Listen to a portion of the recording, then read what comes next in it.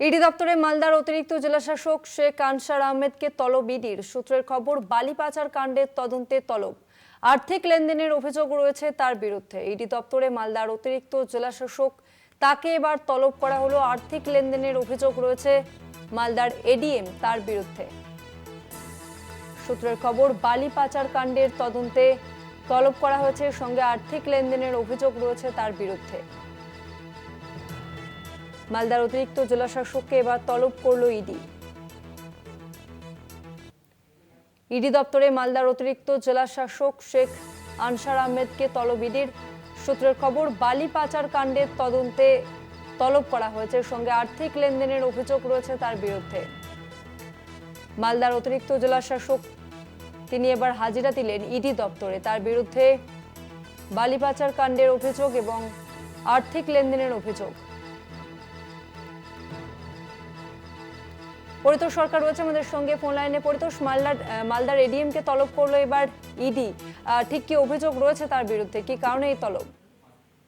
একদমই দর্শনা, তোমাকে বলে রাখবো, মালদা জেলার অতিরিক্ত জেলাশাসক জেলা পরিষদের শেখ আনসার আহমেদ, তাকে ইডি তলব করেছে। যেটা প্রশাসন এবং জেলা প্রশাসনের সূত্রে সেটা জানা যাচ্ছে।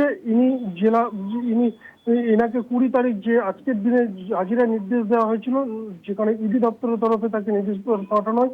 যেটা জানা যাচ্ছে, ঝাড়গ্রামে তিনি যখন দায়িত্বে ছিলেন সে সময় একটা অভিযোগ তার বিরুদ্ধে উঠে আসছিল, যেখানে বালি মাফিয়াদের সঙ্গে যোগসূত্রের একটা অভিযোগ উঠে আসছিল। সেই যোগসূত্রের মারফতে তাকে নোটিশ পাঠানো হয় এবং নোটিশ পাঠানোর পর আজ তিনি ইডি দপ্তরে গেছেন এবং সেখানে গিয়ে তিনি তার বক্তব্য তিনি রাখবেন এবং গোটা পরিস্থিতিতে জেলা প্রশাসনিক মহলের একটা গোটা বিষয়ের উপর তোড়জোড় চলছে।